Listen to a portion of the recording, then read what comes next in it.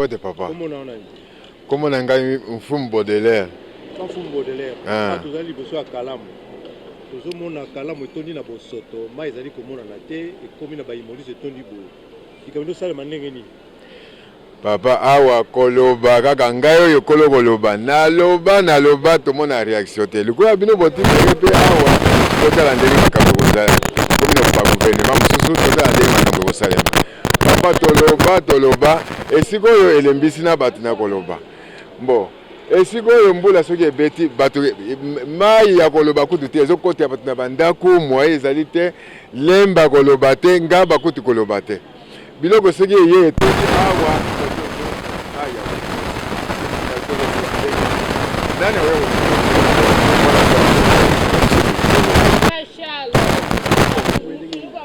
esikoyo ekomi boye pourquoi na baluka boye papa na batala omoni place wana po na tiyo wana ekomi na se tango tiyo ekomi na se alors kalamu pe zelo ekomi kobata ekomi bouché donc soki eyawa moye elekana eza te ekangami kaka wana sikoyo bato baza kote ya likolo papa mawa trop combien de fois eza ata 5e combien de fois nga nazoloba awa ya koloba makambo oyo mais tomona réaction moko te papa sikoyo tozozela ndenge bino boyaka boye nani akoya kolongola biso biloko oyo tokozwa ye wapi nalola to wapi awa na mokili oyo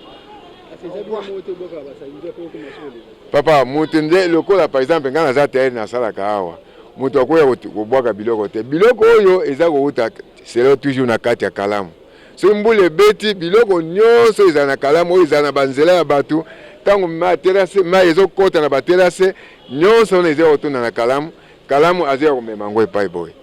Bon, si vous êtes là, la saison est là. Là, tout le monde qui est allé. Voilà. Comment boule ute ko beta awa lobi o yango nozo mona kama ndambone ye tindiki yango vandi awa. Mais siko evanda ka totumba yango moto yango moni kitibo. Siko tumba moto te papa.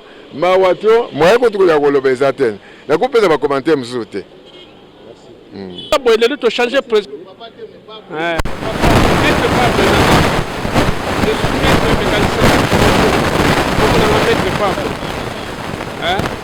maître mécanicien. Nazaka na carte na vandi na mécanicien munene ya awa na yebani makasi. Kasi ndelo ezopesa nga souci place oyo ezopesa mawa mingi. To changer président sika et kokipe ba groupement so batie awa baza na volonté ya ko bongisa place ko. To ngeki saoke bazo ba 17.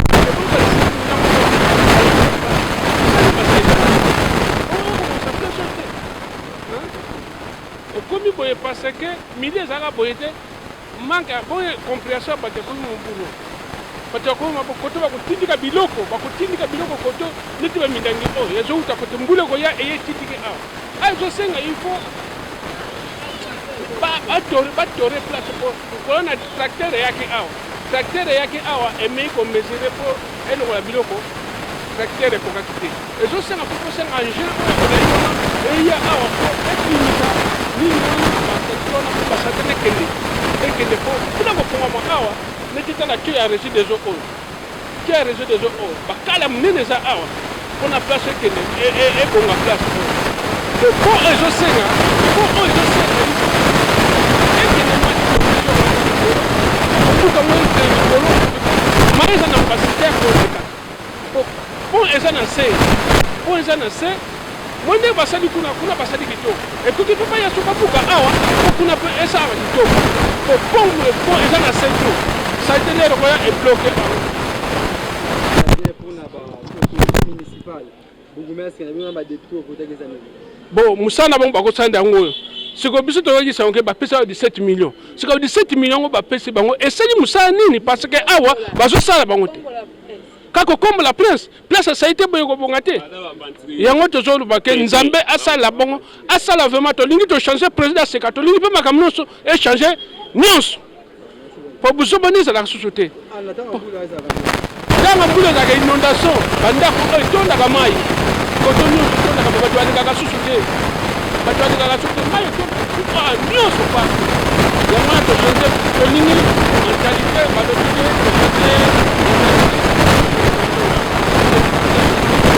le peuple d'abord, tolingi da peuple d'abord et moi on appelle na ya kalamu ah ok le peuple d'abord tolingi makamo chose bien parce que to changer parti pe azamu tema malamu président mo kitoko ina malamu Mbote Mbote yo fani ka na quartier yo na vandi na quartier na frontière Lemba Ngaba ah boni kombo na ngai Blandine bozali kofanda na babosoto boye ozomona ngo malamu ezalaka boye te Lemba Ngaba to amitema mabe nati toza na biso na poubelle uta lembe zo uta Ngaba bawala bwaka mbula mo bebete kika mbula ebeti ka mukie awa basalite nyonso uti boye eye awa yango moni ekomi boye na butu abayaka kobwaka na bango fulwa ba député to vota ki musana bango nini bakire na nkalamu apo bato babika mbula makasi ebeti te so mbula ebeti koto bato bakima to ebite so tozandeni Lemba Ngaba to kimaka bato to baza pembeni ya mai na Lemba to kimaka awa donc to dénoncer plusieurs fois basala ke eloko te to lobela plusieurs fois eloko moko te il n'y a rien de chance bato moko te bakipaka elo monte ba kipara toza to fona na salité tozo vivre na salité ka bata maboma bakoya na ba biloko na ba tika batu ba fulu to sande to epte so to lobela ndeni toza na besoin Charles Mutamutu na ba baya aya ko kire kalamu mufini kwa bana Ngaba basangana na Bukulumesa Ngaba na ba député Ngaba ya Lemba basangana na ba député Ngaba Lemba baya bakire kalamu to votaka ba député ngo poani député azala sima peuple do ba bwaki si biso ko ba zuna ba poste eloko monte si bazuka ba mbongo na bango ezaka pona propre na bango moko na ba famille na biso pona biso to votaba bakanisela biso nani. Oui, bonjour. Pourriez-vous vous présenter devant la caméra? Oui, je m'appelle Gaspard. Papa Gaspard, nous sommes où ici? Nous sommes aux frontières de Lemba et Ngaba. Aux frontières de Lemba et Ngaba, nous sommes ici. La rivière qui est derrière vous, comment on l'appelle? Rivière Yolo. La rivière Yolo. Rivière Yolo. Cette rivière est vraiment polluée, il y a beaucoup d'immondices là-dedans. Les gens peuvent même marcher dessus. Pourquoi la rivière est arrivée à cet état et comment c'est arrivé? Ok. Cette rivière, c'est une rivière centrale. L'eau qui vient de Lemba, de Rond-Point Ngaba, de Ngaba, tout se jette sur rivière Yolo. Alors, cette rivière est oubliée depuis la création, depuis l'époque coloniale. Ce n'est pas à Kokiré, comme il est là. Auparavant, c'était profondeur de 7 mètres. Regarde aujourd'hui combien? Pas même demi-mètre, pas même 50 décimètres. Mais profondeur, c'est pour 7 mètres ici. Et cela est dit aux négligences de nos anciens dirigeants. Et nos dirigeants. Je ne sais pas les dirigeants d'aujourd'hui s'ils peuvent penser à cela. Nos anciens dirigeants nous ont promis à tout moment qu'il viendra qu'ils vont faire ça, qu'ils vont faire. Ils nous ont demandé aussi de laisser 5 mètres derrière tout le passé qui est à côté des rivières, on laisse 5 mètres. Nous avons accepté. Nous avons accepté.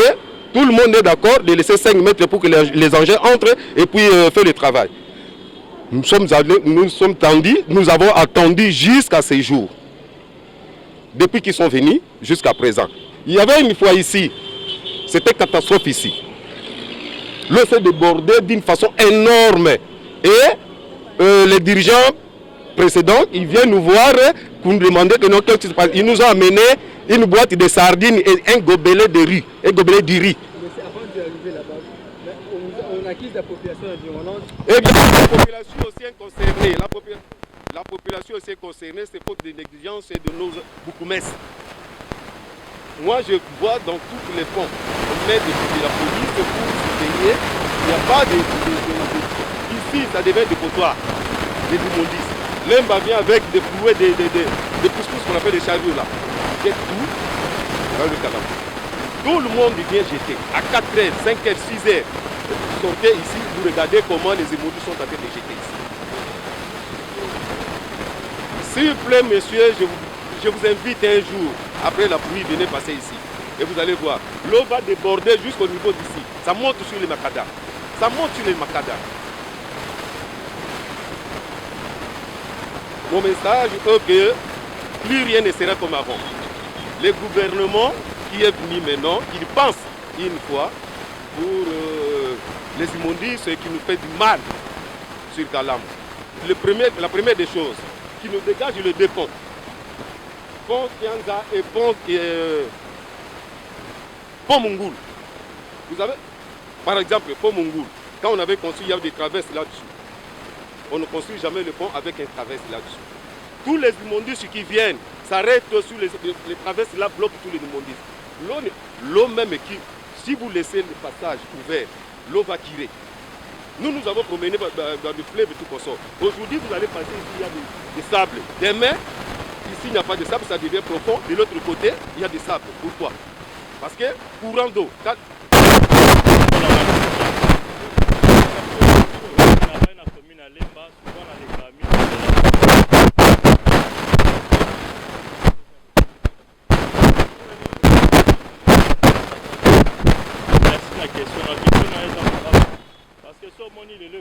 Parce que ça faut d'abord peuple, n'a pas dirigeant.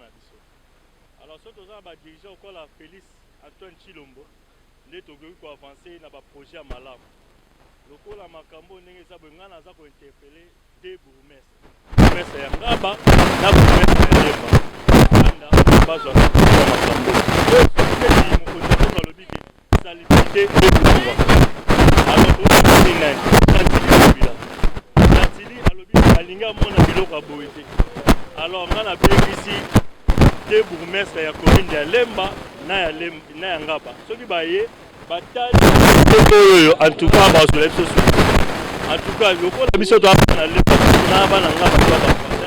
En tout cas soki toyokani akabo aussi la bourgmestre baye la Ngaba en tout cas gentil à cause de la gravie Makambo et signe na Lemba na Ngaba. Bon, le fait que bana classe, beaucoup la bana classe va aller. Alors tout tenga na mokosa. Alors na bourgmestre Lemba na Ngaba bakutana bazwa solution avant Gentili atia bango maboko. Alors bango mibale basala non réunion entre bourgmestre Lemba na Ngaba basali réunion moko malam ali to ba représentant ko pas Gentili akokanga maboko pona Félix Antoine Chilombo basala madame pona ezala cheval ola Clovis lui la fan na Lembara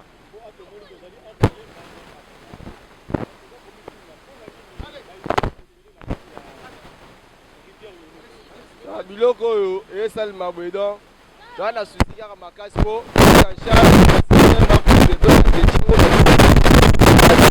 c'est pourquoi bato mosusu bafani ninganinga to amoni kaka liatelesina obwaka biloko esiko bato ezali misala posu na ye mopali omona c'est pourquoi bazobwaka biloko oyo donc toodemande kaka na gouvernement akwa kosala oyo makasi donc à travers bato oyo asali na décentralisation banda na ye moko le gouv Jatini Ngobila tina ba bourgmestre oyo soki mibale ya d'autre part ya Ngaba na oyo ya Lemba bazwaka deseko babie bafanda likolo ya plateau po baluka ndenge nini bapesa solution na makambo oyo ezorevenir bato tala nde tomata mipandi boye tozopasi bagaz moko ezokorrespondre te so otali mpe mopandi donc bamilingi moko donc ezobima bagaz kaka topelela kaka bakosikosi anoki reste donc moite soki le petit de somo makasi somo mpenza a circulation ekoma mobile moko motu amoni kitoli batolo banini amatie likolo mapeka po futelaka mwa 200-500 esunga ye tolemi lelo makasi moko bazaka bede moko ya bien esunga yesala mpe boye bato ya puso basala yango mpe mpo baza misa mosusu ya kosala donc bonjour papa komona ngai mpea navandi juste na commune na Ngaba.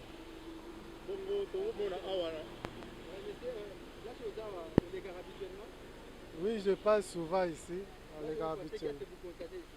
Bon, et là, on a constaté, bon, on a combat Weze ya Ngaba. On a boire quand il ici, à la maille, on a fazer, on a bateau, on a boire quand les autres na bakopale ya ji ezowuta likolo kuna soki ekomi awa ekangami antuka soki mbula ezomata jusqu'à na niveau ya batole eza vraiment bien te yango tosengi na papa Félix atalela biso likambo oyo soki moye eza bakoka kosunga mopanzi oyo mpo batravaille yango mpenza depuis babelge depuis seria mobutu nanu baleka kosala yango te ti lelo yango tosengi mpenza na gouvernement batalela biso place oyo ekozala malamu mingi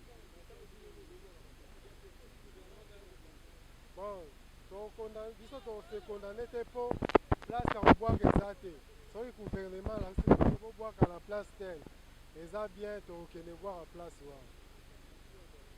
Merci.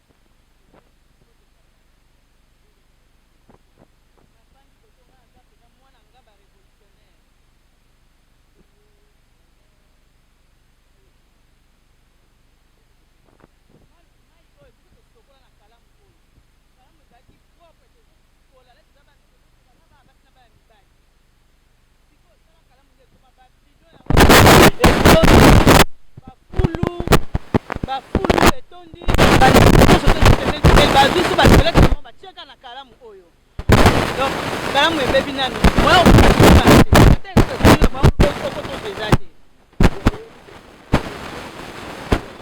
eza bafulu babilo eleki babilo biso banini babilo eleki babilo nale mbula ebetaka mo etondi etangami mai mwa eleka eza te nde batanga koto dinda kototekikwango otekamata na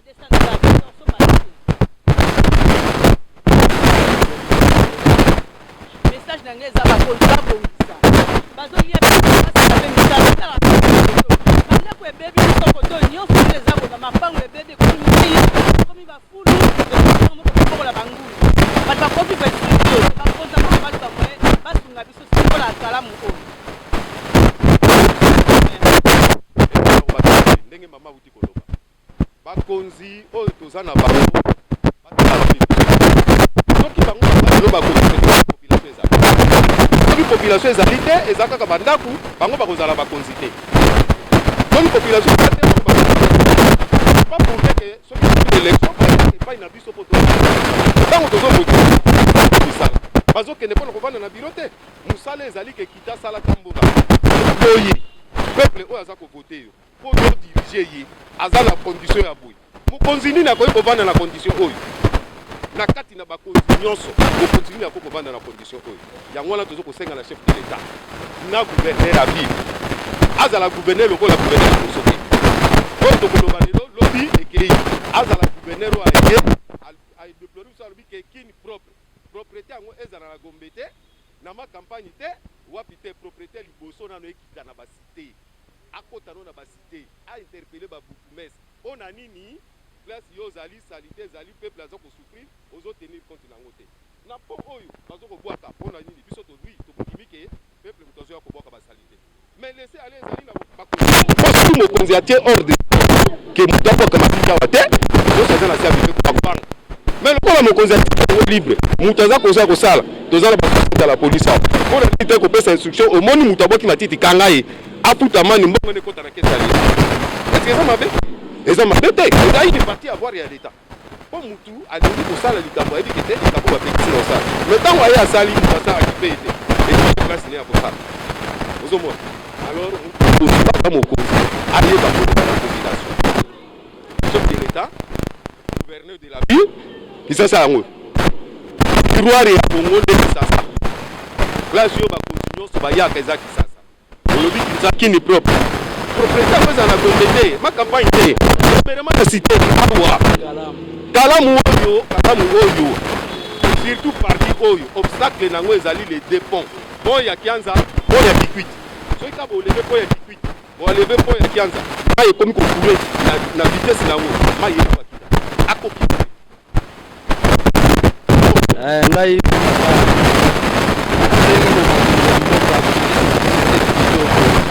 bata tozosufrir na pont kalamu ezalaki canalize bapersone so esila so bacanalize kalamu tokozala bien batomboli point ya Kikwiti tokozala sauve eloko na olobaka yango wana batala situation pont Kikwiti apart ça